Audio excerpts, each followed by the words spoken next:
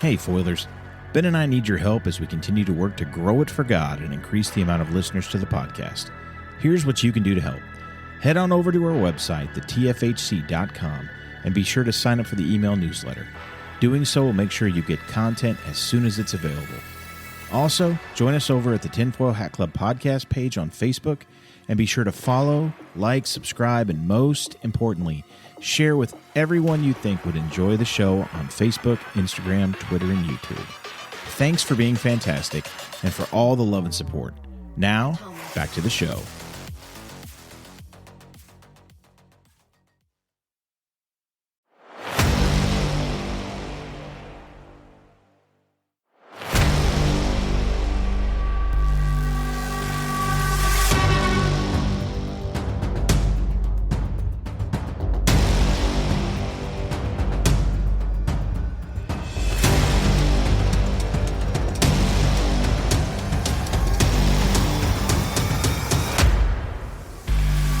Hello and welcome to the Tinfoil Hat Club.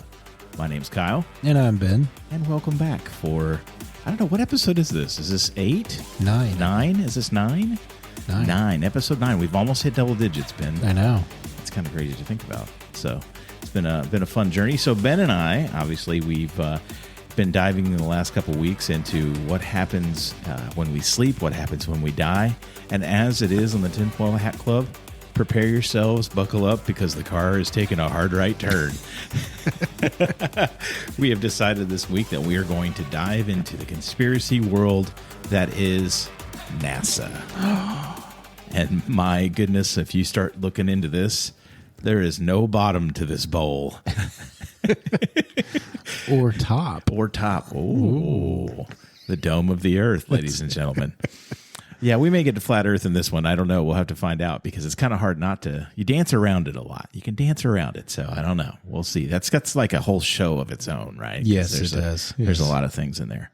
So, yeah, one of the things that I think right out of the gate we can talk about, it'll probably take up a bulk of the first part of the show. That is, the most common theory is, of course, did or did we not go to the moon, right? That's the big hitter, the number one. Did we go to the moon or not? So I think, like, you are in the camp thinking that we probably didn't go to the moon, right? No. And then I'm in the camp of we did, but I'm not enough there where I can't be convinced something else. Yeah. And I think the reason for that is, for me, I think a lot of people that are going to listen to this show and have lived through the last few years with this government knows that there is pretty much no depth to what level they will not stoop to in order to move ahead, falsify, get their mission accomplished, whatever.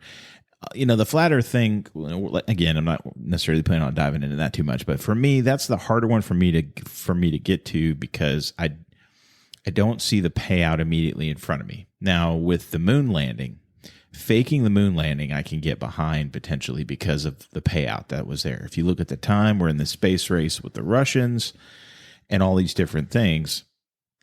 There's a lot of impetus to make sure that we get that done, right? Yeah. To keep confidence in the American people, the rest of the world, to, put one over on the Russians, so on and so forth. So, but while we were going to the moon, they went to Antarctica. Yeah. Now, we talked about that in a previous episode. You had briefly mentioned that, which is interesting in and of itself. Do you know much about like what they did while they were down there? Because I've never really looked into it. They were looking for moon rocks. They were looking for moon rocks. Yeah. Down in Antarctica. How would they know? In Antarctica? Yeah. How would they know it was a moon rock? Yeah, that's weird. I don't know. Was there a label? Made on the moon? It's in Russian too. Just happened to be kind of coincidental. Yeah, that's one of the reasons. Yeah. What do you know? Like, is there any other reason why they were going? Not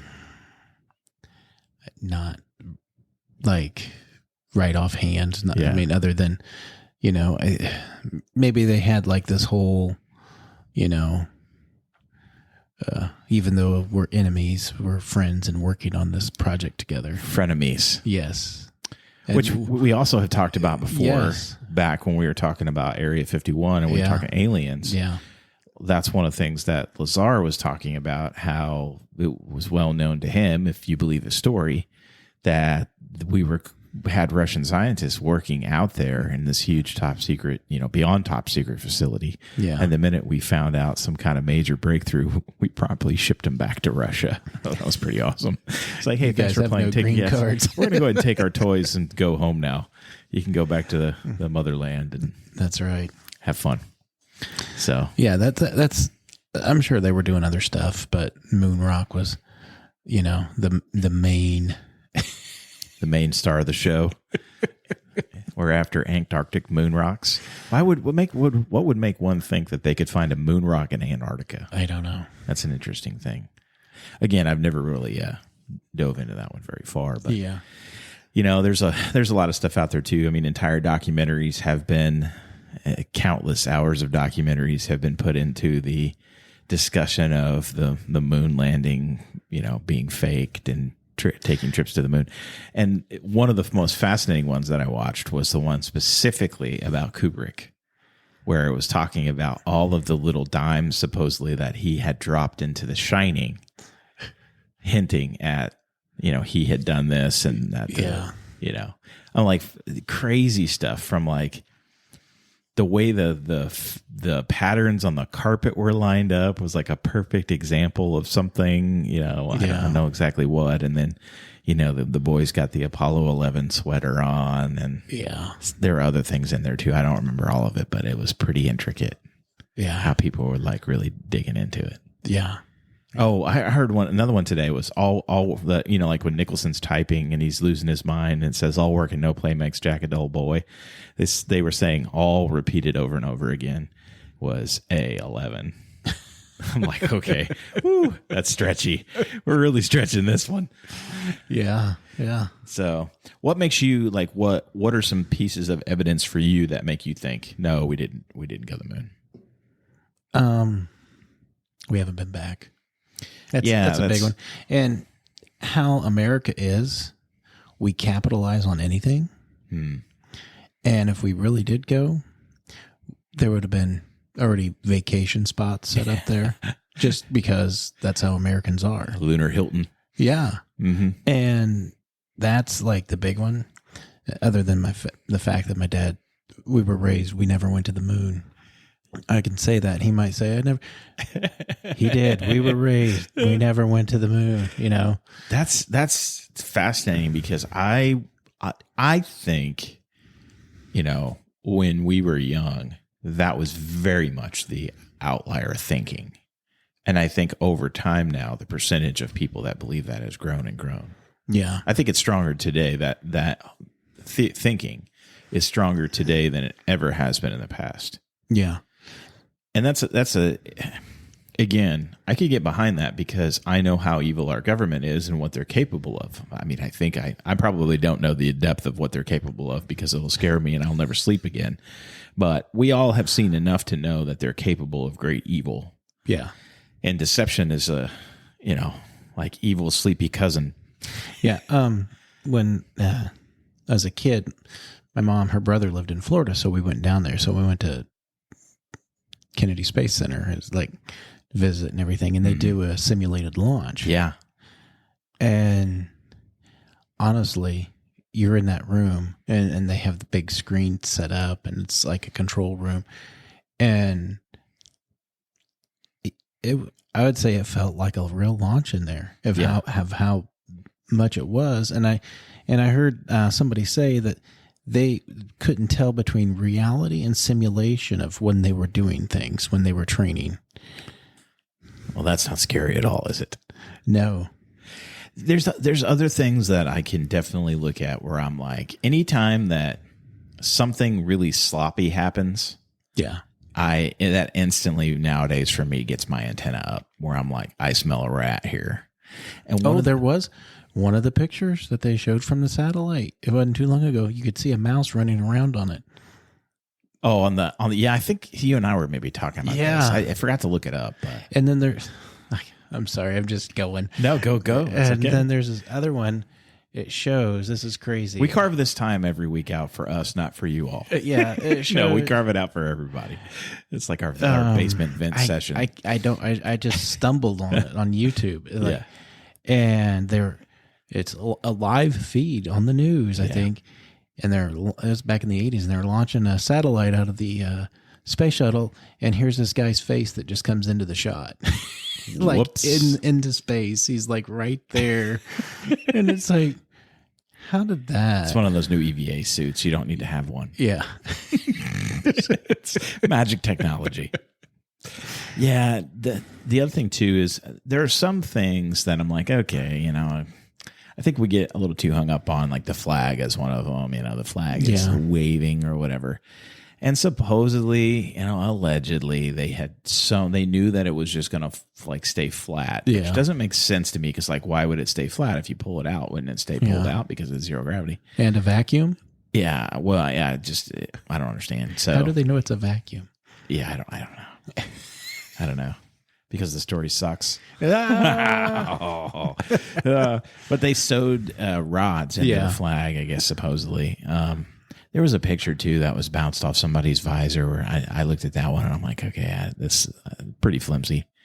I didn't really necessarily see anything there that made me think that this is crazy. But the bigger things for me are, and this is what I kind of alluded to a second ago, when I hear things like this and it makes me think me smells trickery, which is the data tapes. Oh, yeah. Have you noticed, you heard this one? The data tapes and the original recording have magically gone missing. Yeah. The original recordings from when they were, recording all this live have gone missing. Everything went missing. They don't even have the technology to go back to the moon. Have you heard that one? No. From NASA. They lost the technology. Oh, see, that's just hilarious to me. How do you lose it? You don't. The answer, you don't. And it's actually, you can go and watch NASA videos and they're talking about this. I hate it when we lose 1969 technology. I know. It plagues us all the time. And this, Star Trek, we have so much technology because all of our phones and things like that. Yeah. You look at a lot of the things that when you go back and now we have, and it's like, wow, that's crazy. If we wouldn't have jet skis if it weren't for James Bond. Really? Yeah. It's a true story. Yeah. They wanted to, this just goes with technology and movies. They wanted something like a snowmobile for the water, so they made a jet ski for one of the movies. Oh, there you go. Thunderball. We'll go Thunderball. Thunderball for 500, Alex. I don't know which one it was. I don't remember either. But yeah, the other thing too that cracked me up. So here they have all this technology that they are going to the moon, right? But then the video recording, supposedly on the ship, on the lander, was in a different format, different than the NSTC format that is regularly broadcast format. So they had it feeding into a monitor, and then there was somebody with a camera recording the monitor so that they could broadcast it. And I guess when they were doing that, it severely degraded the image quality and all this and that. And I'm like, you have all this technology that you can supposedly go to the moon and all these things, but you can't even... You can't give us a good recording of what's going on up there? Yeah, the phone call? With the president? Yeah, on a landline. Yeah, how does that work? Hang on, Mr. President, we have to patch you into the space, the capsule. Yeah, how'd that work? Yeah, well, I looked it up. I can't remember off the top of my head. We got talking about this one time with some friends about the radio doesn't take that long. Radio signals, because it's not that far away, don't take that long to go to the moon and back.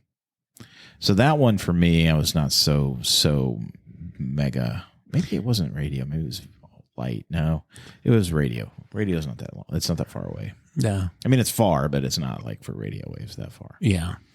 But yeah, there's just a lot of things where it's look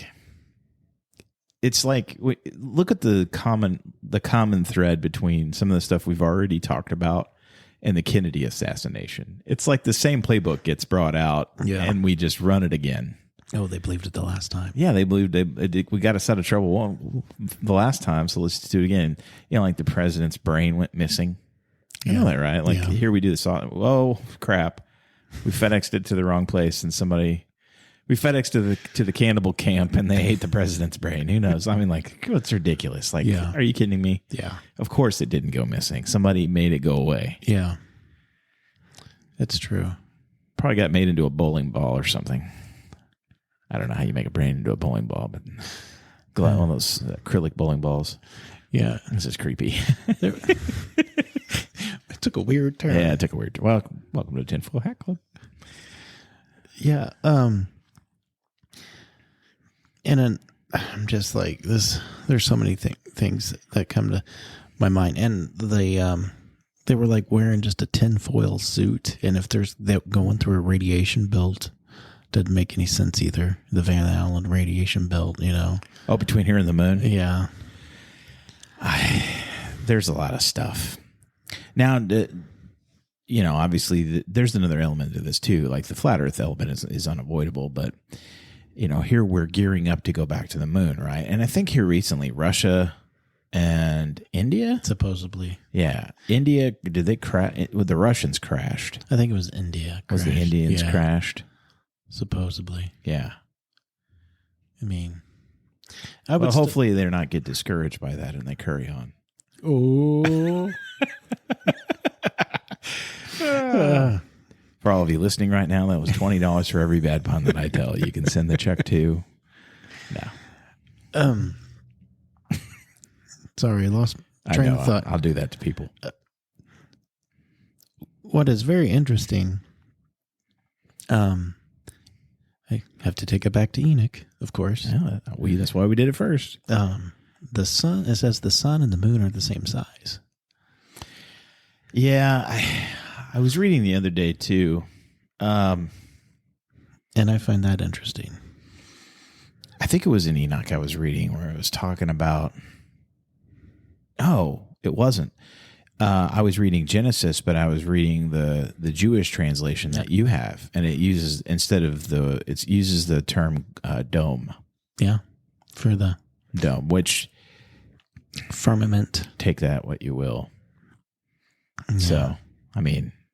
When you say dome to me, I typically think of a flat surface covered with a half globe, which would be a dome. But and we could get in because they necessarily meant that. But and we could get in. Well, Josephus said it was 3 fingers thick. Oh, the dome. Yeah, interesting.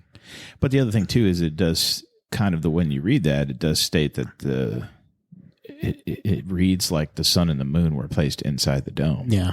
On the 3rd or 4th day. Yeah. They're placed inside the firmament. Mm-hmm. So it's kind of interesting. Yeah. When you get into that. And obviously, if that is truly the case, then, all of this becomes bunk. Yeah. I think. Have you looked up Michael Heiser's drawing of what it would look like? Based on. Like the scriptural interpretation? Yeah. No, I have not. You should see how. Is it flat earth, basically? Yeah. With a dome and 4 pillars, and underneath is Sheol. Interesting. Yeah. See now, okay, let's just go there. Why not? It's inevitable the two are linked, right? They're like hip linked. You can't really get into one without getting into the other. The thing that I have with it is anytime I look at deception, there always has to be typically a payout. Yeah. Otherwise, it doesn't make any sense. The moon landing, obviously, the payout was we were in the space race, so on and so forth.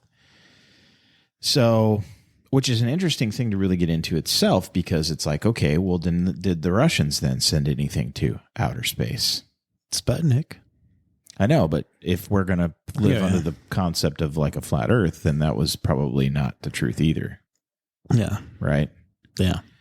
So it kind of, again, it can twist your brain like a pretzel a little bit when you start thinking about it. But if, the thing with flat Earth for me is I just don't see the payout in it.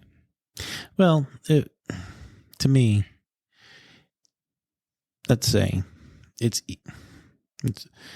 we are on a spinning ball going 1,000 miles an hour, hurtling through space, going, 2,800 miles an hour, supposedly, going, and we're flying out from the center, going continually.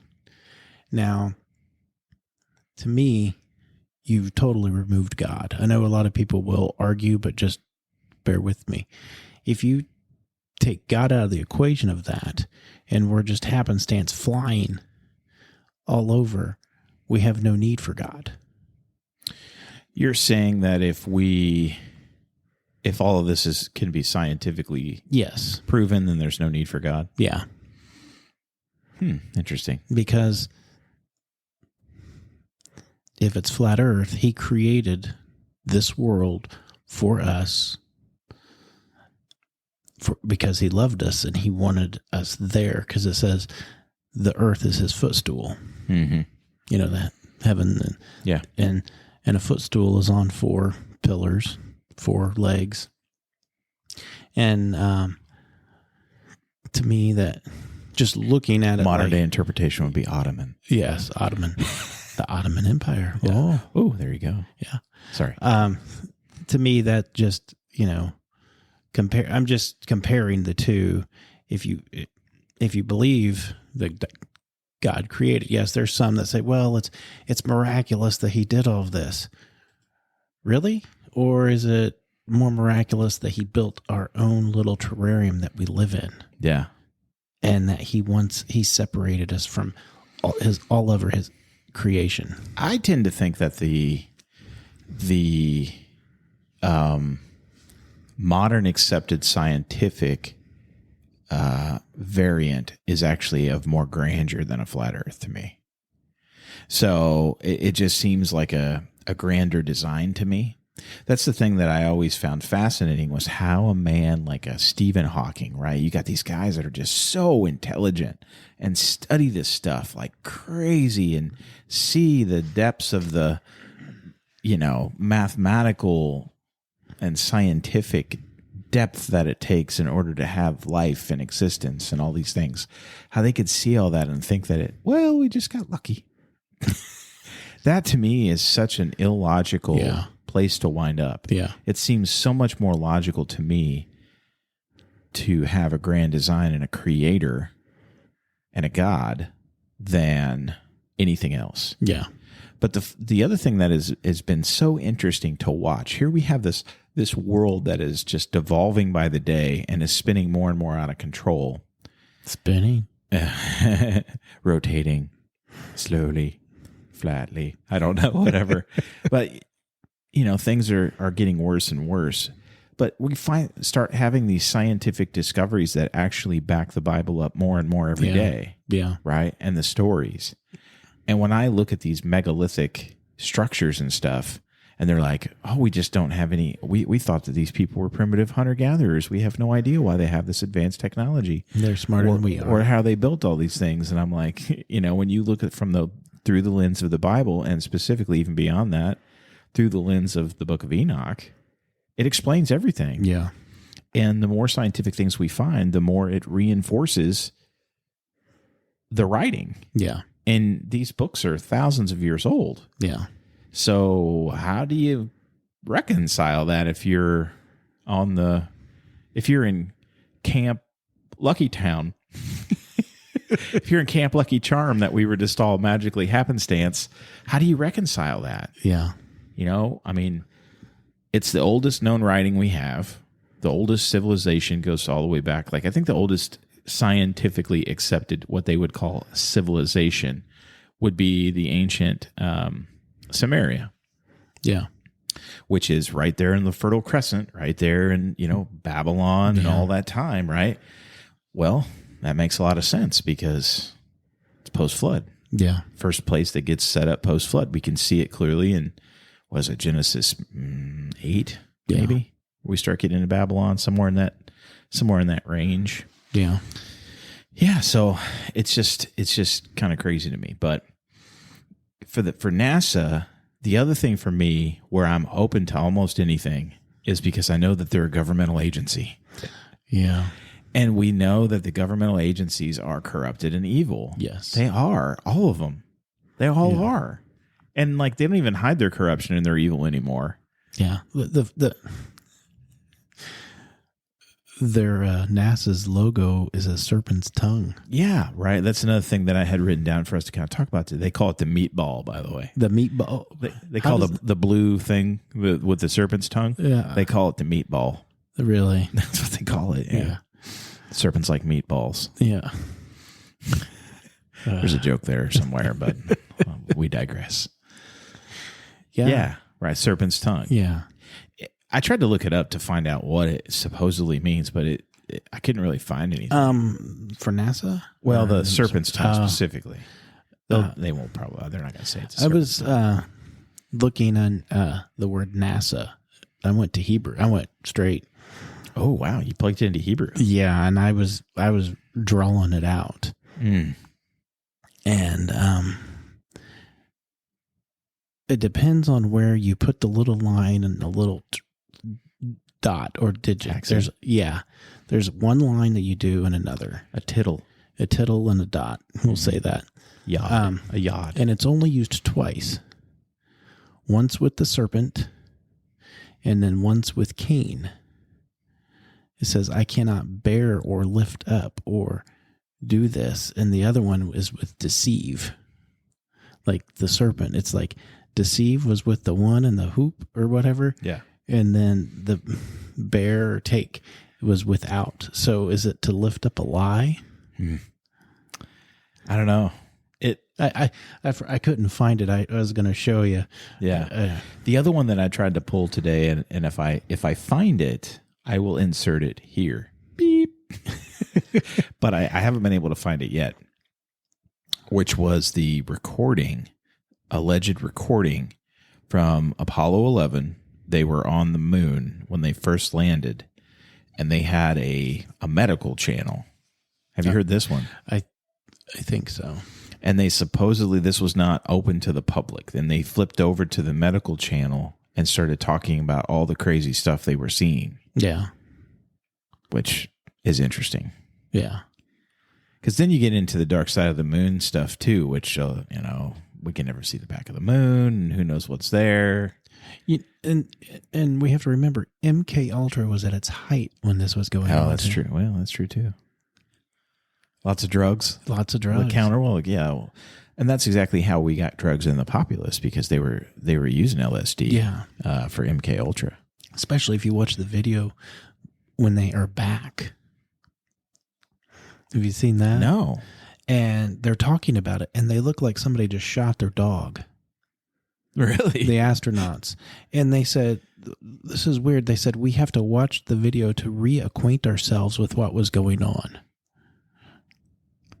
That's interesting. I mean, you can pull it up on YouTube. Oh, whoops, we lost it. Or maybe we had lost the video by then. Why would, if they really did go, you think that would be fresh on your mind? Yeah, and they would be excited. Yeah, but they look like somebody just shot their dog. That's whacked out. And you got to throw that MK Ultra in there. So were they drugged to, just mind control? Yeah, because that's what all that was. It was just a mind control experiment. Yeah, and I think they've perfected that since then. Oh yeah, This gets into some active shooter stuff. That's a conversation for another day. Yeah, I think a lot of these people are, whatever the CIA update of MK Ultra is. Yeah, MK Platinum, MK Super Ultra. But yeah, I think a lot of the active shooter stuff, it seems awful strange. Yeah, these people, like the guy in Vegas, they have no idea. They have no idea why he decided to do that. But anyway, we're MK Ultra and NASA. Who knew? It's all connected together, though. Yeah, it is, because it's all part of the deception policies. Yeah, if NASA is based around deception, which I think, even for me, even if we went to the moon and it's all legit, okay, I still think there was other nefarious things going on that we were never told. Oh, yeah. Why? Well, things just don't make sense. We would do things. They have now, they also have a director now over alien stuff. They just got put into place. Our tax dollars at work. Yeah, your tax dollars hard at work. Yeah, NASA. How many billions of dollars do they get every year? Too many. Yeah. What's $1 billion? We write out trillions now.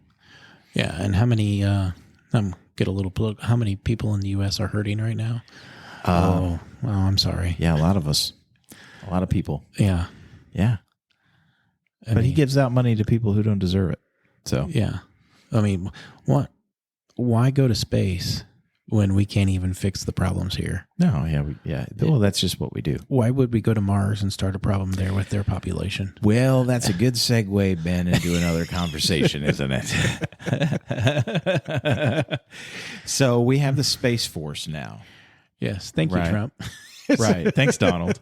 Yeah, for those of you that have watched the Netflix comedy show with Steve Carell, the Space Force is actually a real thing. It is now a fifth branch of the military. Yes. So, or whatever. I don't know if we consider that fifth. A new branch of the military. Yeah. I'll put it that way. Yeah, and it's like, what? Why would we need that? I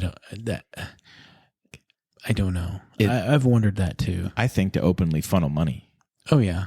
For other things. Or to remember when Reagan wanted to have satellites with nukes? Yeah. Star Wars? Yeah, Star Wars. Yeah. Is it that to build weapons and put in orbit so we can?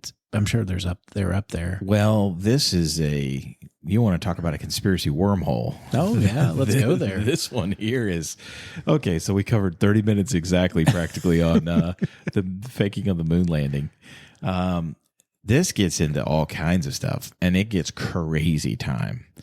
I've heard one person, I've seen so much stuff. They were interviewing this guy who claimed that he had a portal open in his room when he was a kid, and they took him through the portal, and it was humans like us in the future. They took him through the portal, and it was a base on Mars, and we were preparing for some kind of war.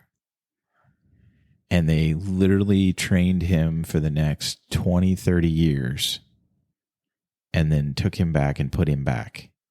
Isn't that like the Tomorrow War movie that just came out a few years ago? I did watch that, but I don't remember exactly. We were disappointed. It was yet another Amazon swing and a miss. Yeah, I just remember when it came out. Chris Pratt. And that it's getting interesting now. We should pay attention to that stuff because it's very it telegraphs a lot. It does. We talked about this too with Hollywood and how they telegraph stuff. Yeah. So it's kind of interesting to watch some of this stuff and how this kid call their punch. When was this? When did this happen? I want to say in the 80s. Okay, so he's probably would be our age now. Yeah.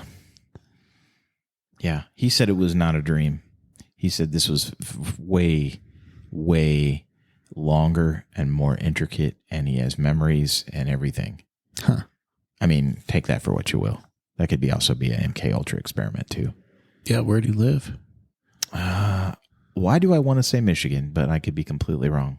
That's a lot of weird things happen in Michigan too. Well, that's for sure. I mean, yeah, they do. Yeah, they have a lot of serpent mounds up there. Oh, yeah. I want to go to the one in Ohio. Yeah. There's all kinds of stuff, though. There's mounds everywhere. Yeah. In the United States, there's all kinds of stuff. Neolithic stuff. Yeah. Megalithic, whatever you want to call it. That's interesting, though. Uh-huh. Yeah, that's an interesting one. But then this goes into the whole thing of like a lot of people believe that we already have people on Mars and we've already have bases on Mars. Yeah. And, then there was that famous photo that we took and had the face on Mars. Yeah. And, I mean, They'll even openly say that they think Mars used to have maybe life on it, and then it somehow something happened and the atmosphere changed. But I don't know. Maybe it was the garden.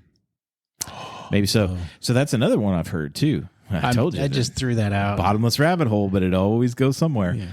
Yeah. That is a Tim Alberino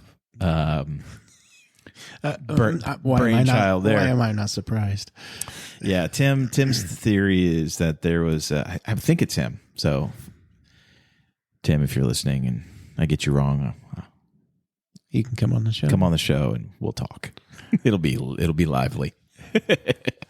So, but he postulates that the war in heaven that is referenced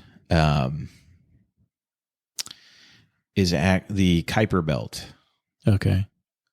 Is the remnants of a planet that was destroyed. Nibiru.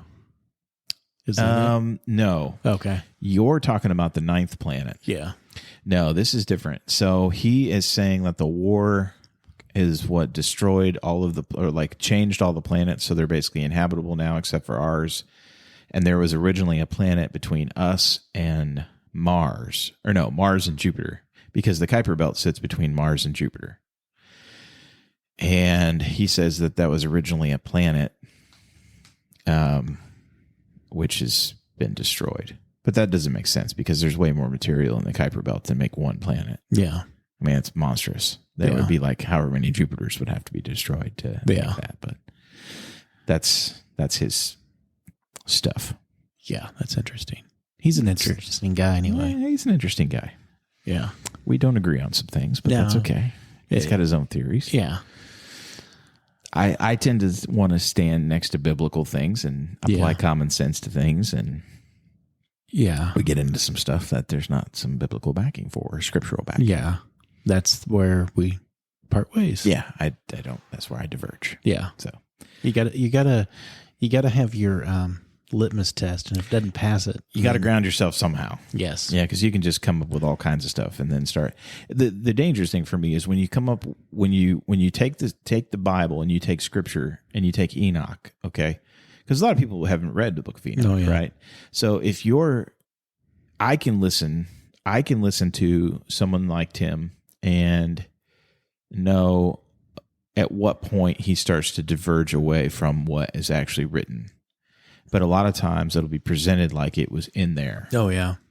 Which to me is damaging because for someone that hasn't read it and is listening, they can hang with you to a point. And when you start going completely left field with stuff, they're going to think, oh my gosh, that's in there? Well, I don't want to read it now because it's just too crazy for me. I can't read it.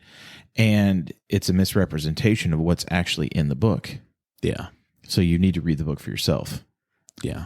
And the Book of Enoch should be standard reading for every single Christian on the planet. And Christians are already crazy anyway. I mean, we believe in a guy that was born of a virgin. Yep. God's son. Yep. We believe that he did all these miracles. Yep. We believe that he was killed, that he rose from the dead. Mm-hmm. We're out there looking crazy, you know? Yeah. And so it's not it's funny though, because the same group of people will also balk at things like demons. Yeah. And things that are in Enoch, like the Watchers and what they did. Yeah. And all this stuff. They'll balk at that. It doesn't make any sense. Like another one, like when you go read the Book of Enoch, it'll talk about how tall the giants were. Yeah. And it also, I mean, we're literally talking about beings that could potentially be several hundred to several thousand feet tall. And Christians will look at that and be like, that's just crazy time. How could you listen to any of that stuff? Yeah. But you'll turn around and you'll believe in what you just said about Christ. Yeah. I mean, that takes a leap of extreme. That's not something we normally see on a daily. And they'll believe in the flood that we never see on a daily. and they'll believe in all these other things, but then that's like, oh, that's just crazy talk. We can't have that. Yeah, I was talking to somebody today at church about Enoch and the giants, and they were like, they were so big, and I'm like, yeah, they were thousands of feet tall. Yeah. And then they said, were they really that tall? And I said, well, it says they, when they go in to possess the land, that we look like grasshoppers. Yeah. And when I'm standing next to a grasshopper out in the yard, I'm massive. Yeah. Right. And I'm only 6'3". There's a lot of references to the cedars. Yeah. Being as tall as cedars, or, some of that may be kind of figurative too. I think we've talked about this before too, where I can take it where, okay, maybe they're meaning a little bit more figurative. However, in Enoch, it talks about when God is discussing the punishment for everybody, and he's talking specifically about them being wandering evil spirits, right? Yeah. And it says their spirits were among the clouds. Yeah. Like, talking about they were these huge physical beings and giants that were the size of clouds, like up in the clouds, right? So when you look at however many L's it is, I think 3,000 L's or whatever. So you're talking about a being that could be 4,800 feet tall. Yeah. Or something like that. Right. And that's a big boy. Yeah. Yeah. I mean, and when we, on the surface, I will admit, even me, I'm like, that's crazy. But I mean, I've also seen another translation that says 300 and some feet tall. Yeah. And even then it's like, that's still crazy time. Yeah. And I think one of the reasons for that is this is one of those areas where people use that to just discredit Enoch.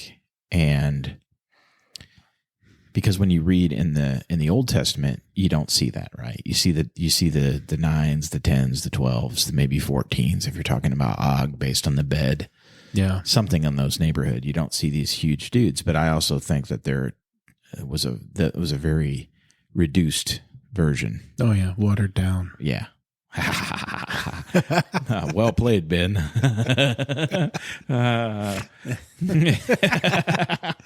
Oh, that was pretty good. But yeah, going back to the Mars thing, like, who knows? Yeah. Like, do we have bases up there already? Do we have star bases places? My question, why would we be there? That's my question. I think here's why. And you have to think like when you say they think. Who's they? The cabal or whatever you want to call it, right? The powers that be, the Davos crowd, right? All these people that think they're running the show, which is hilarious. You're just puppets and pawns of the evil. So you're not running anything, Cap, no matter how big your wallet is. I think that they truly believe in a finite world.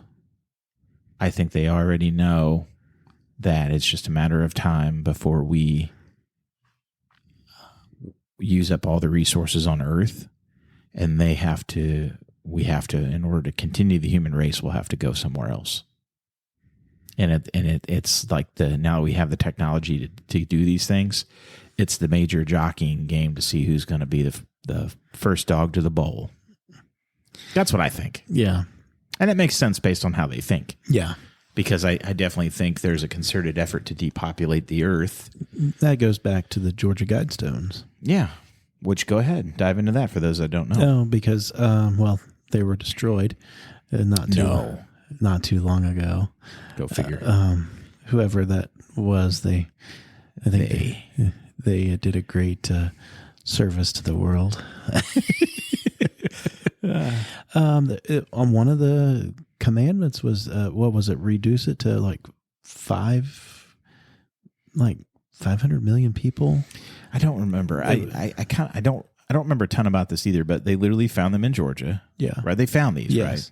They found them in Georgia. Were there 4 tablets? Yeah, and they were in I don't remember. I'm trying to remember 10 or 15 different languages, and it was instructions on how to get the Earth where it needs to be. Yes.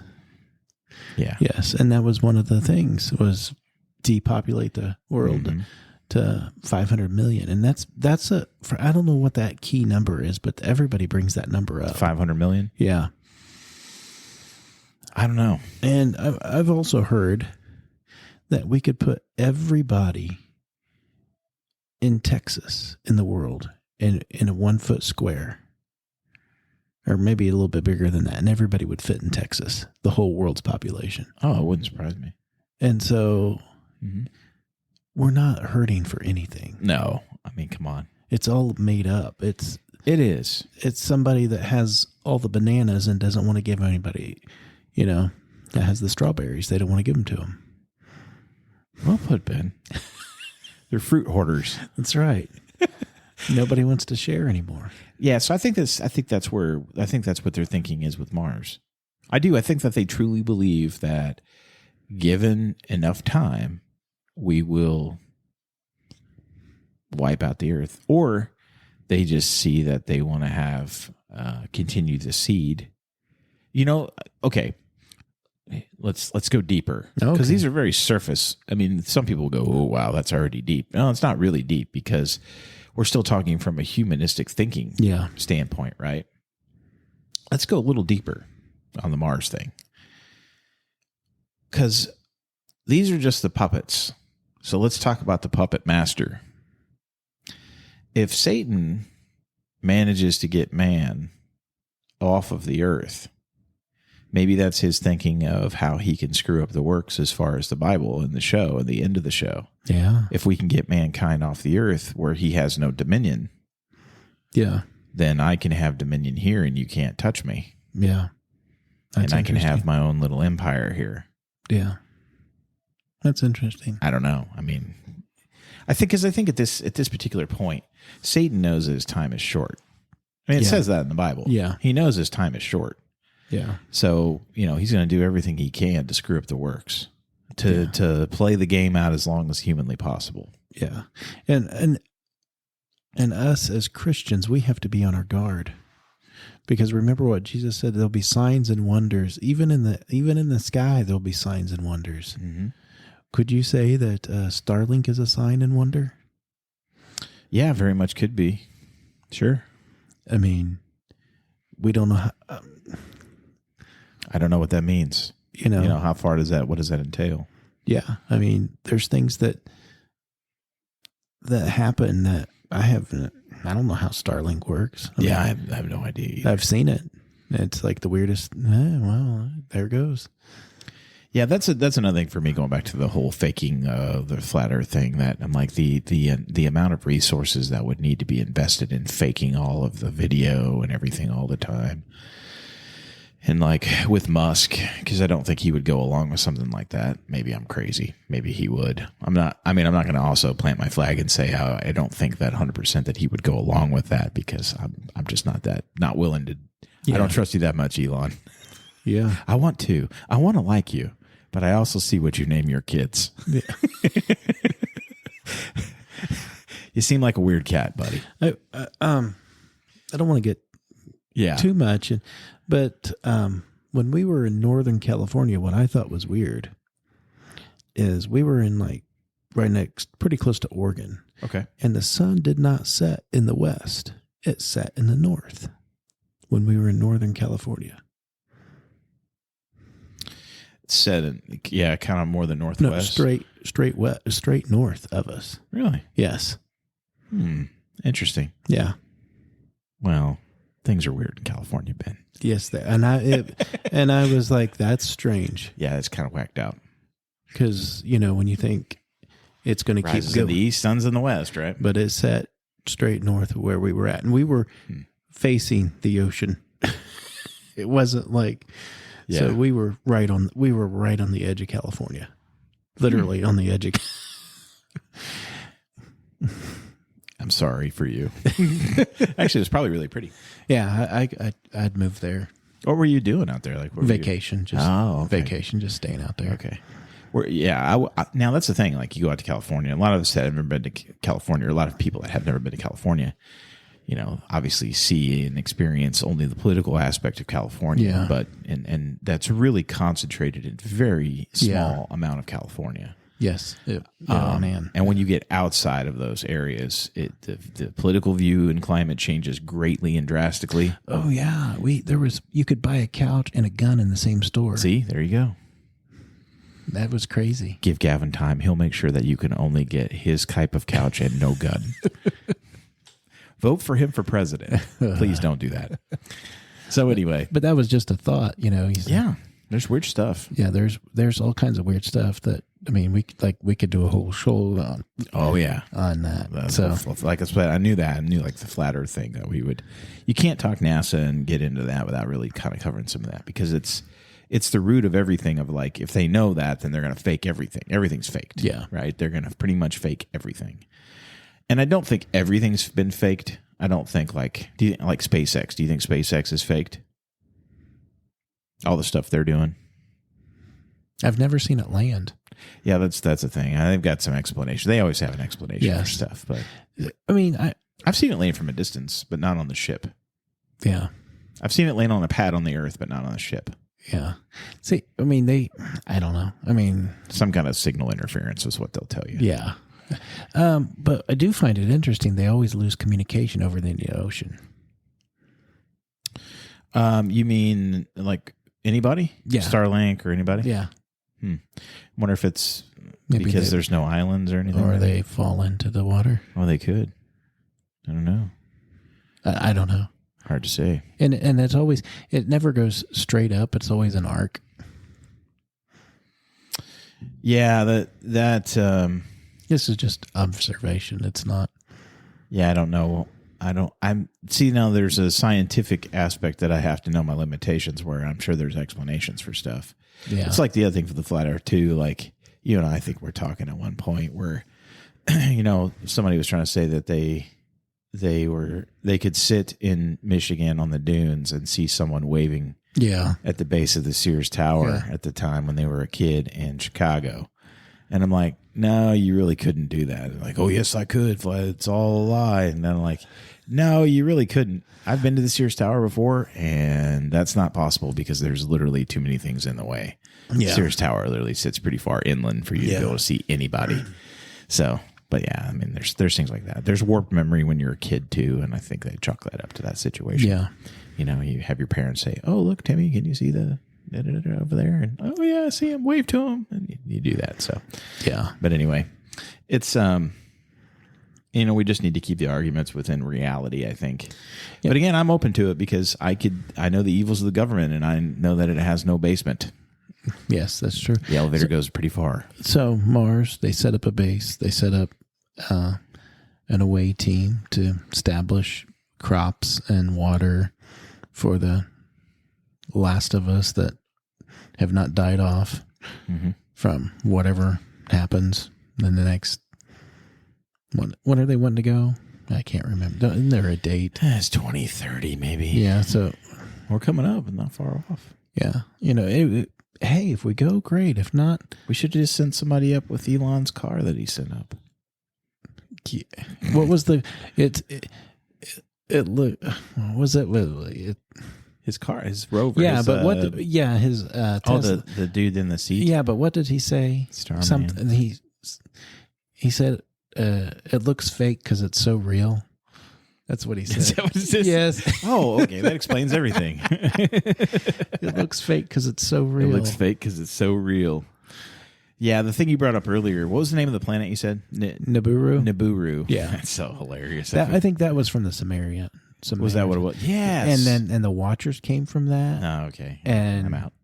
Oh, come on! This was in all the history of the solid history that is Samaria. Yeah, and they're the God-hating nation of Samaria, and they're going to return. This is all what some people believe. They're going to return, and they're going to have us mine their gold. Oh, well, that's not so bad. No, being slaves, pocket a little bit. Yeah, maybe make out. Maybe you can become in the hierarchy. Yeah, pocket enough gold. But, that's the Anunnaki going to return. So. Yeah. Which is hilarious because it's like you look at Greek mythology and you can see the correlation between the biblical text and the Greek mythology that came after. Yeah. And how they've used the same story and they just kind of tweak it and twist it a little bit. Yeah. And now you have that. And you see the exact same thing when you read into all of the ancient Sumerian Anunnaki and all that stuff. It is like a carbon copy of the biblical story just repackaged a little bit and flipped around. Yeah, I was listening to, I started listening to 1 Samuel and 2 Samuel this week. Man, our conversations go everywhere. It's great. It's awesome. And it was talking about David's mighty men. And it said when he killed the lion man of Moab, you know, and it said that they were lion-like, you know, going back to chimera. Right. What does that mean? Right. And so if they were still chimera during David's reign, you know. Wipe out the women, children, and animals. That's right. They were monkeying with stuff. And that goes back to Enoch and it's Greek mythology. Exactly. Egyptian. Yeah. Can you see any drawing in Egypt that doesn't have a bird person or a cat person or a dog person or a lion person or like the Sphinx? But then again, that's a whole nother story. So, oh yeah, we just recarved the head a little bit when we took over. And there's actually flood evidence of the man. Go stop it. What are you talking about? A worldwide flood. You heretic. So, okay, we've covered Space Force. Now, the ninth planet thing, just touching upon that really quick. One of the things when I was digging into this to talk with this week. I thought there was already 9 planets. I thought. Yeah, Pluto got shafted. I'm just going to say right now, my wife agrees with me. Pluto is the 9th planet. So, sorry, 9th planet, magical mystery 9th planet. You're the 10th planet? All right, know your role here. All right. Pluto has a rightful place. You don't get to just take over Pluto. You don't even exist yet. Yeah. Only in theory. But supposedly all of these evil things are going to come from this magic 9th planet. Is it Planet X or whatever? Planet X. You see, you'll hear the name like you just said, or you'll hear the Planet X or whatever. And they've been looking for this thing for however long. You know. Probably doesn't even exist. But that's like where we're going to get pelted with debris and asteroids and everything. That's where it all comes from. Yeah. That doesn't make any sense to me, but. No. It doesn't. It's like Starship Troopers. There's bugs on there, and they're just shooting big goo at us out of their butts. Only on the Tinfoil Hat Club can you have Kennedy, NASA, conspiracies, Enoch, and Starship Trooper bugs shooting plasma out of their butts at the same time. Oh, that would be a great movie, wouldn't it? Boy, I tell you. Hollywood, if you're listening, you ain't got nothing on us. It's interesting. The planets, that's interesting anyway, because I do believe that, how would you say it in Greek, however you say planet in Greek, I'm not even going to try it. Planeto, maybe it is. It means to wander outside of God's circle. Oh, planet? Yeah. Wander out. I think it's wander outside of God's safety or something like that. That's interesting. And I think of this like the angels. Angels are stars. And there were some angels that did not follow their course. I think it's even in Enoch. It mentions that, and in Scripture and in Jude too. There's even a special realm where they're going to be placed. Yes. It said they did not follow their course or whatever. How it's worded, but yeah. So that means that they're living entities when you're looking at it scriptural wise. Yeah, that's definitely a section in Enoch where I was like, I'm gonna have to come back to this one. I got a lot of other things to unpack. Yeah. I have to come back to this one because it's one of those where I was like, I wasn't sure if it was being literal or it was being figurative. But in order for it to be figurative, it would be a shift from the other text. Yeah. Because all the other text was very literal to me. Yeah. Was like explaining a literal thing. And then you go to Jude, and Jude says the same thing, like quoting Enoch. And Jude is awesome at the same time. He was a complete plagiarist. Yeah. Because they're like, Enoch is leaned on heavily in the New Testament. Yeah. Yeah. Heavily in the New Testament. Yeah. So, but yeah, it's like kids read Enoch. They did. They had to. They had it. There's no doubt about it. Yeah. And that's why they found it in Qumran. Yeah. Like, we're taking our scrolls and we're going to go east because you're forcing us out, and we're going to go over here and we'll keep our stuff, and you can have your Pharisees. Have fun with that. Let me know how that works for you when Christ comes. But I just thought I'd say that because that's very interesting. When we're talking about this stuff, people in the camp of, billions of stars and I mean, that's a lot of people. But when you start to think about, wait, if we're all spiritual beings and we all have jobs to do, and when you start looking at it scripturally, just like heavenly bodies, they're judged. We're judged as well. Yeah. For not doing what we're supposed to do. Yeah. Not following God's law. Yeah, exactly. Yeah, that was an interesting talk that I've had a couple different times here recently, talking about law, God's law, and how that works today post Christ, because I think that is a huge point of abuse. Yeah, we've had this conversation. Yeah, big point of abuse, and that's very, very taken out of context. But probably a whole show dedicated just to that too. Yeah. It does not mean you get to do anything you want to do. Sorry, that's not what Christ is saying there. Hey, speaking of breaking God's law, are we ready to go in and talk about Jack Parsons? Oh, yeah. So, yeah, I've got my list here pulled up, right, of all the different stuff that we wanted to touch upon today. So and we hit an hour, so that's perfect. We could dedicate the last 30 minutes to the occult that is behind NASA. And that's the thing is, like, you hear that and you're like, occult, NASA? Like, what are you talking about? Okay, so take this for what you will. I think I've touched on this a little You bit. have. You've mentioned Parsons and Crowley before, but we're going to get into it a little bit more depth today. So when you go back, and first of all, let's lay the underpinnings of what NASA. Who were the folks that were involved in the development of NASA and the technology to do all these things? So the first thing we're going to touch upon is we come out of World War II, and we have, you can go read it, Declassified Documents talks all about it. Operation Paperclip, which is where after the Germans are defeated, now between us, the Russians, the Japanese, I think, and who knows who else, everybody's jockeying to get the best scientists from Germany. Yeah. Because they were crazy good at technology. And that's how we wound up with Werner von Braun. Now, here's where Operation Paperclip was.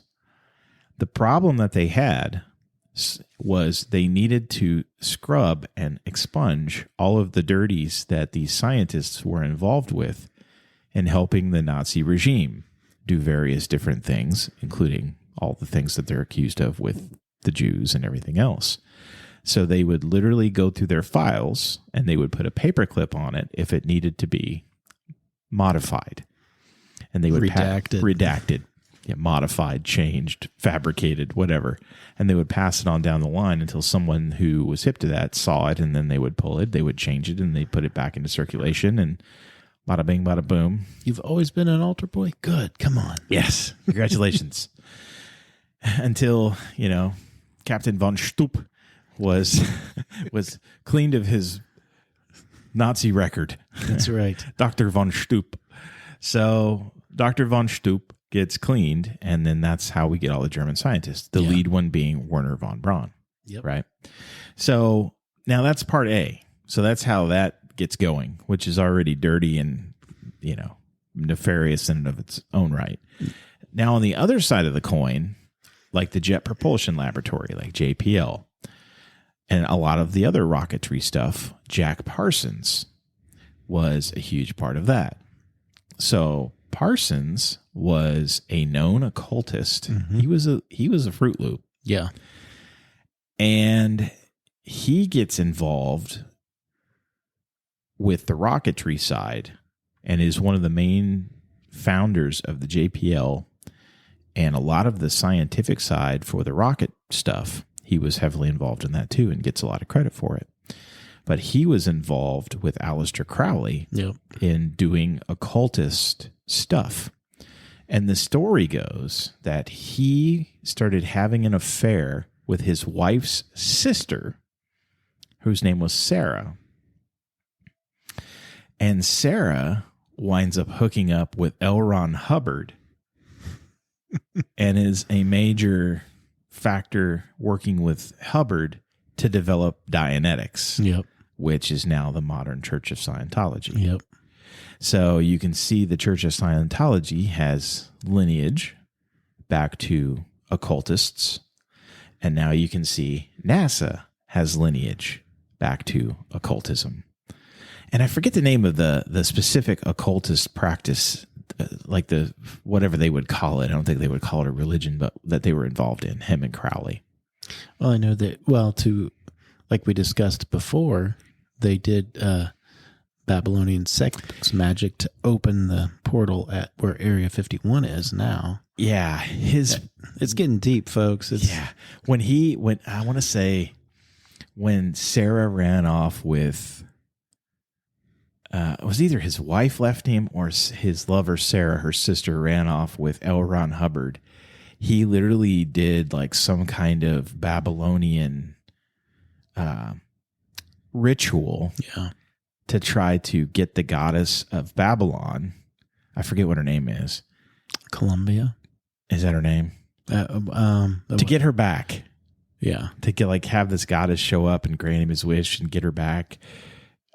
It's crazy. Yeah, it is. It's cray, yo. Yeah. And the funny thing is, people would think this is crazy, but it's all true. It's true. It's all true. It's on Wikipedia. It has to be. Well, and I mean, look at like we said before, look at the circles they run in. Yeah. And then Crowley, I mean, he was even nuttier than Parsons. He was the beast. Yeah, he was a bad guy. Yeah. Not a good dude. So, huge occultist. I want to remember I can't remember off the top of my head the name of the occult, particular occult that they were both involved with. But yeah, and then things get even weirder because Parsons, I mean, he's a young guy when all this is going on. Yeah. And at 37, he dies. It was like 1952, I want to say. Yeah, he wasn't very old when he died. He's 32, and he dies in an explosion in his house. Yeah. Supposedly some experiment that he was doing went awry, and his house explodes and kills him. And a lot of people said they think that it was either murder of some kind, or because he wound up going over and helping the Israelis set up their propulsion stuff. Yeah. And, they've kind of realized that he might be a spy. I think he got accused of spying at one point too. And so they're thinking that maybe he got offed. Yeah. What? They marked it as an accident, but they think he got maybe offed. But those guys were evil. I mean, they're involved in the occult. Yeah. You look at some of the pictures even too from that, and it's just like you can feel the evil coming off the picture. Oh yeah. And why would pictures of him is just you feel it. And why would they name all of their rockets after old gods too? Mm-hmm. Yeah, like Gemini, Apollo. Yeah. Yeah. They can't do anything cool. Like we were joking about this, I think, off the air too. Like they can't be like Elon where he names them after like fun stuff like Falcon and Dragon. Yeah. Stuff like this. But then again, Dragon could be taken bad too. So. Yeah.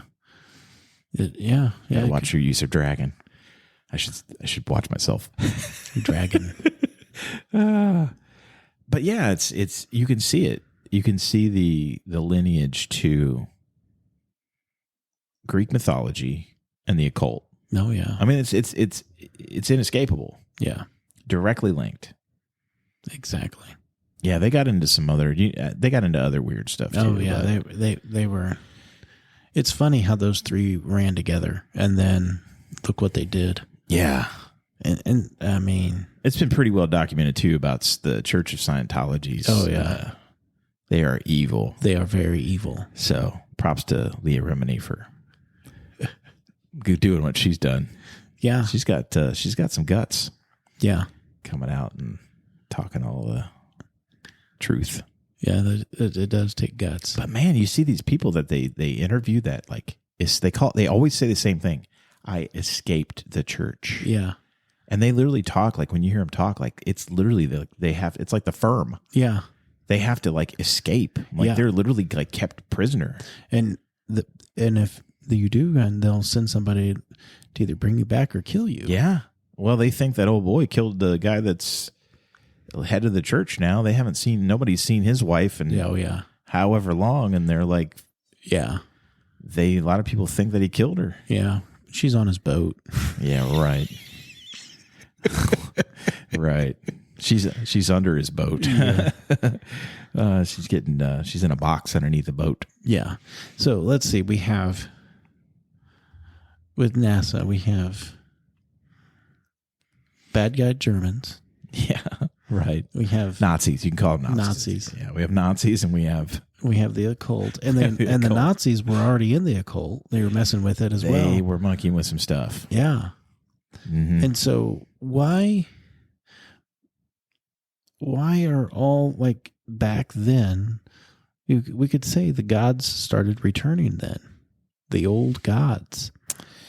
Yeah, that's and I'm just saying that as a practice, if that makes sense, like new worship. Yeah, and it's today it's even more. Oh yeah, it's open. I mean, it's open season to worship or do whatever you want. Total, and be completely out and joyous about it. Yeah.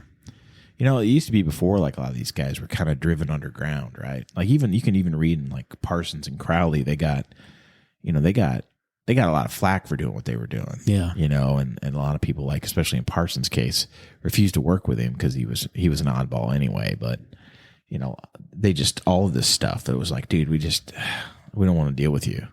And you're so out there and the stuff you're into.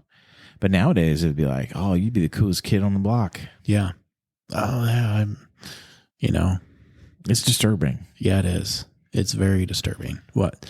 The things that people try to substitute for their loss of not having God in their life. But that's funny because they turn around and they drop something in there that's just like God in some twisted format. Yeah. It's so crazy to me because it's like your spirit and your soul is crying out for the connection, and you're trying to make the connection, but you make it with the wrong thing. Yeah. Like the devil will have no problem. He will happily connect with you. Yep. He is an angel of light. He will. He will happily connect with you and do everything he can to claim your soul. Yes. Not because he's going to do anything, like I said before, not because he's going to do anything useful with it. He just wants to hurt God. Yeah. You know, he can destroy your soul. He hurts God. It's one less person that's in the kingdom. That's right. Gone forever. Join me in the lake of torment. In the lake of fire. That's right. Yeah. That's sad. It is. It's really sad. And you can watch, like, I had a conversation with somebody yesterday. I think at the men's event.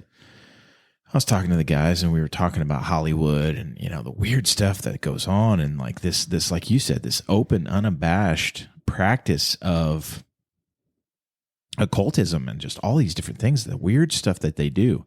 And one of the things that Adrian had said to me recently, and she saw an interview with, I think, Chrissy Teigen, who was like saying that she would be willing to try human if it was served at a restaurant as a delicacy. Wow. I don't even know who that is, but wow. She's like I think she's a former model. She's married to John Legend. I don't even know who that anyway. Is. Seriously, I don't know who this. Don't ever hope you wind up in a restaurant, Ben, because she's going to know you. She's going to turn you into poo. That's so crazy, though. Like, this person's like talking about, yeah, I'd engage in cannibalism if it was offered as a delicacy, just so I could be that elite. Wow. They're willing to eat people, try flesh, human flesh, just to be elite. Wow. Like, that's where their brains are. Yeah, just to say they did it. Yeah. Like, I could be one of the 4 people in the world, or 400 people in the world that could say that they ate at a restaurant that served people. Here you go, madam. Here's your Soylent Green with a side salad. Soylent Green. Your Soylent Green and potatoes. It's crazy. Yeah. It's crazy that a human being would say something like that. It's just so flippant and nonchalant. And there's tribes that do that anyway. Yeah. Right? Yeah. Which is, when you go and you read all the texts, you read the Bible, you read Enoch, you read Jubilees, you can see that is, especially Enoch, right? Yeah. Clearly, one of the major things that was happening that caused the flood. Yeah. was the consummation of human flesh and blood, drinking blood. And that carries on post-flood of like, don't do these things. Yeah, because once you do it, you invite all kinds of spirits in. Yeah. You've engaged in occultist practices. Yeah. This is what Satan wants you to do, what the evil wants you to do. And it's just crazy. But we were just talking about how they sell their souls, man. There's this, you talk about making a deal with the devil. Yeah. And it just feels like these people, a lot of them have literally made a deal with the devil. Yeah, they have. To get where they are and to maintain their status where they are. Yeah. When I was a kid, I thought it'd be cool to be rich and famous. And now that I have a family, and it's like, all I want to do is be with my family. I don't want to be anywhere else. Yeah, exactly. I just, I've gotten to the point in my life where obviously we're doing this show and everything else that I'm particularly working on is devoted to the Lord in some way, right? I'm like, I just want to be useful, and I see, my eyes are so much more open to the darkness and the evil in our world. Oh, yeah. And it's just so sad. And this is what we were ultimately talking about at the men's event. We were talking about how they sell their souls, to get this power, this fame, to become rich and famous. And it's like, man, let's say you live 100 years. Congratulations. You're on the Betty White spectrum. And you live, not to say Betty White was bad, but just you live 100 years, right? Yeah. And you're rich and you're powerful and you're famous and you have, great, 100 years. And let's say for 80 of that even, you became famous in your 20s. You got 100 years out of the deal, but you turn around and you gave up the rest of eternity for 100 years. Yeah. That's a bad deal. Yeah, that is. It's a really bad deal. For me personally, I'm playing the long game. Yeah. I'm happy with whatever God wants to give me now. I just want to be a blessing with it and be of use, and then I will enjoy the eternity. That's right. In his presence. That's right. And the New Jerusalem made of gold and all kinds of crazy stuff that we can't even imagine. I know.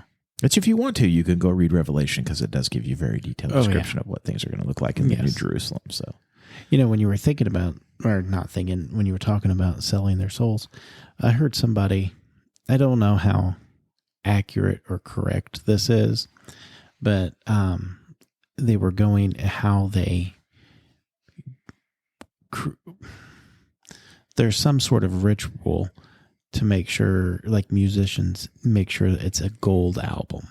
They have to do some kind of sacrifice or something. This is somebody that came out of that industry, and it's almost a blood contract, they said. Man.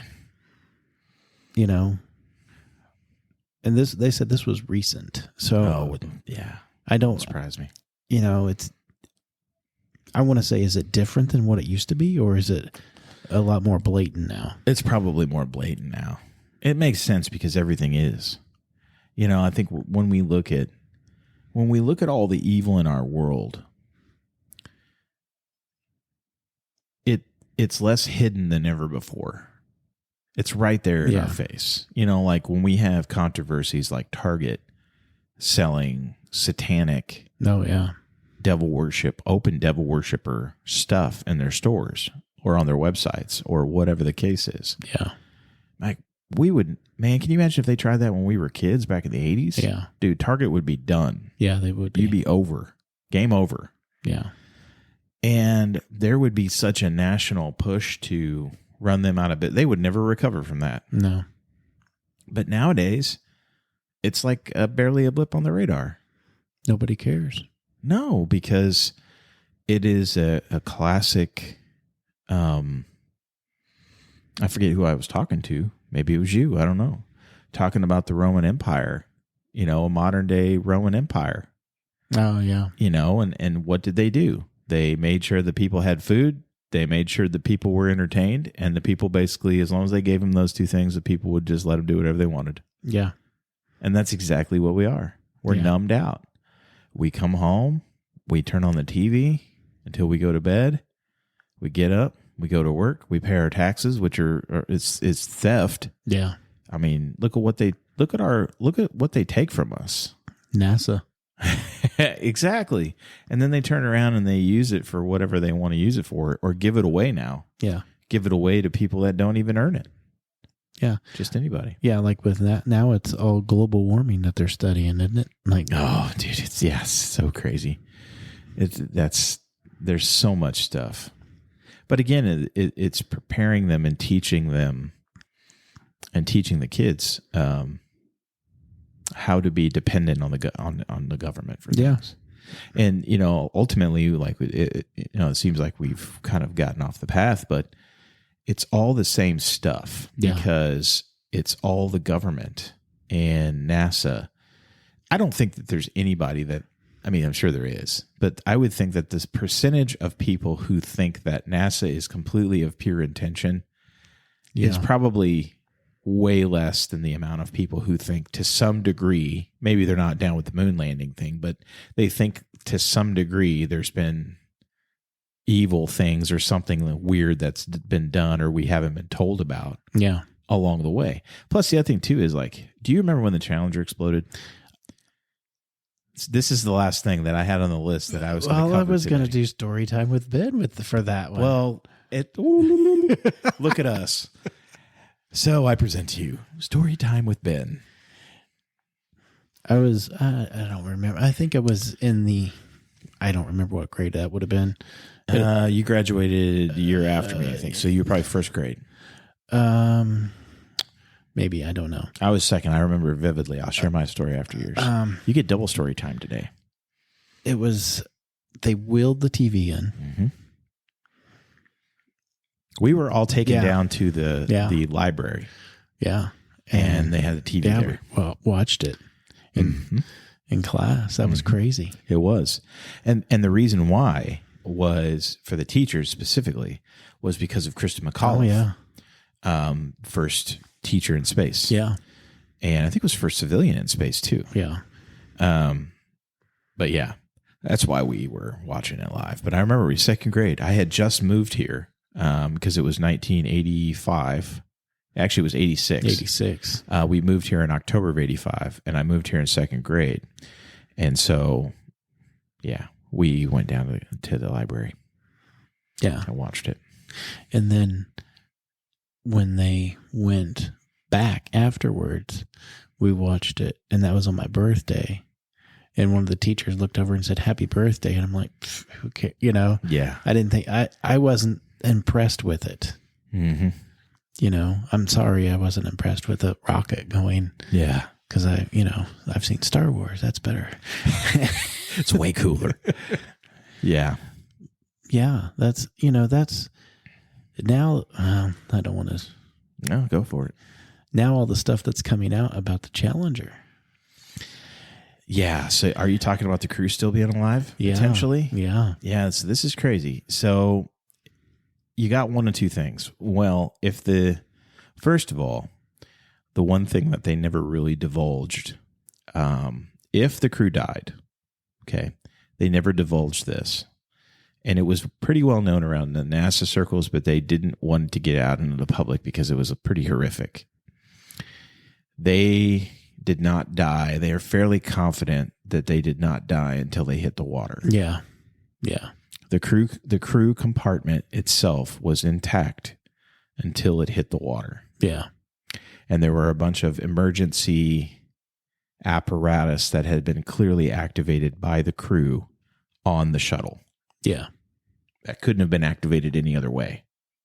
And I think they even had recordings of telemetry data where they were trying to input, like he's trying to fly the shuttle. And of course he's got nothing. Yeah. The wings are gone and everything else, but you can still see that they're trying to do something. So yeah, they died when they hit the water at however many 100 mile an hour, 300 mile an hour or something like that. Now that's A.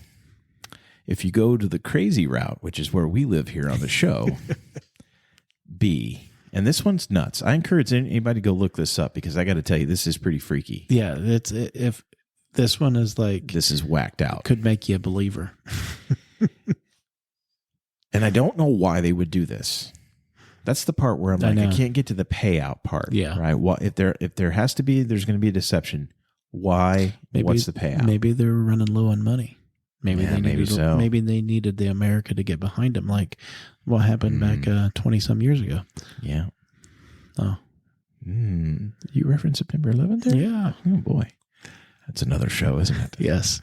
So yeah, you can go look it up, and there's video of this and pictures and everything else of people who, and in a lot of cases, like the same exact crew, the names of the crew, same names in a lot of the cases, are still alive today and doing what they were doing before in some instances, like the same professions or field that they were in, or whatever. So go look up Krista McAuliffe. Yep. And go look up whatever the other people name were. Yeah. That's terrible. But Dick Scobie and Ronald, I forget his name. Yeah.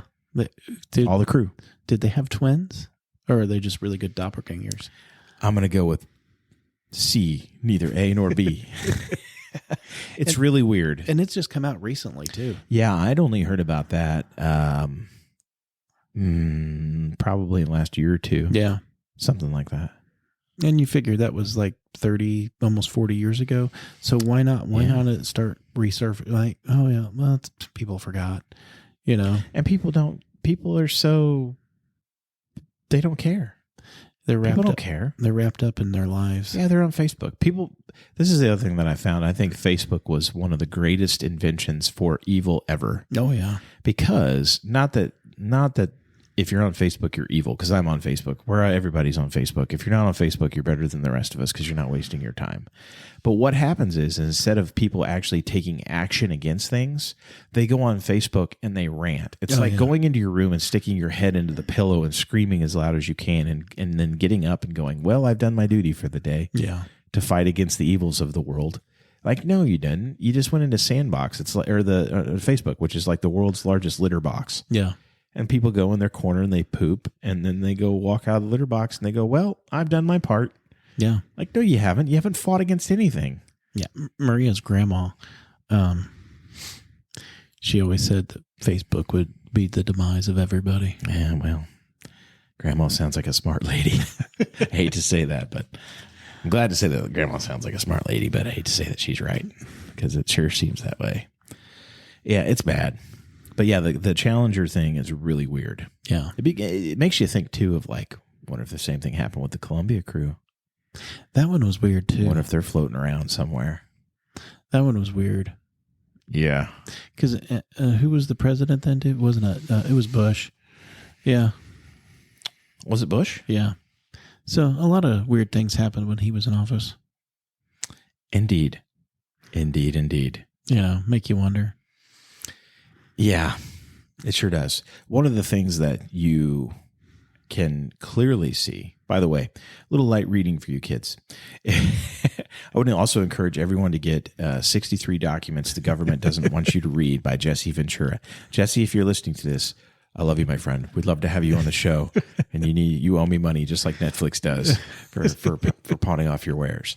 But no, it's a good book because what it is, it's literally declassified Freedom of Information documents. So they are the actual documents. It's not, Jesse might open the chapter and say, hey, here's what this is going to talk about. He might give his opinion or whatever. But then after that, it's you're reading the documents and you can make up your own mind. So you can even skip over his narrative if you want and just read the documents. And when you do that, you will be disturbingly shocked at what the depths of our government what they're willing to go to and do. And the one that I'll always reference, what you're going to here with the September 11th comments, is Operation Northwoods or Northwinds. I can never remember. I think it's Northwoods, where the CIA came to Kennedy and they said, hey, we want to go to war with Cuba, and here's what we want to do to get the American people on our side. And that included doing domestic terrorism, but then they were going to blame it on the Cubans, which included hijacking aircraft and all kinds of stuff. Yeah. And it's disturbing. Yeah. But they wanted to blame it on the Cubans, so the people would be pro going to war. American people would be pro going to war with Cuba. Yeah. There's a lot of evidence that says the Gulf of Tonkin incident that got us more heavily involved in Vietnam was a complete false flag. Yeah. And I mean, those are just some things. And in my mind, the biggest one with me is Ruby Ridge.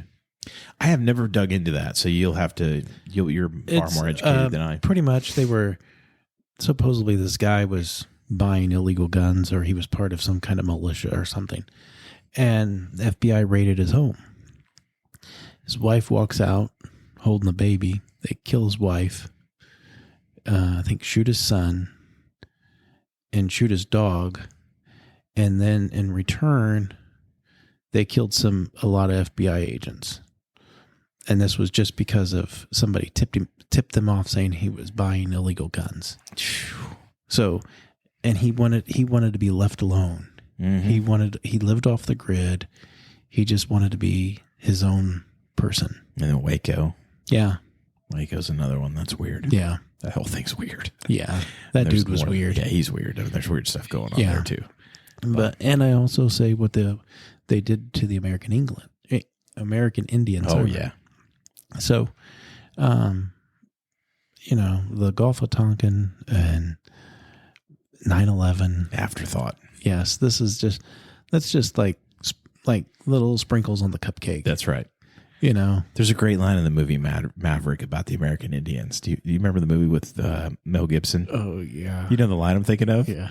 Where he's pro-Indian, right? And they don't know he's pro-Indian, and he's friends with the Indians. And he says, yeah, shame on them for being on our land before we got here. Yeah. And I'm like, there it is right there. Yeah. Poor Indians. Nobody's been treated worse than the Native Americans here in this country, of which I am a descendant of. Actually, my great-grandmother was, I guess, full pure-blood Blackfoot Indian.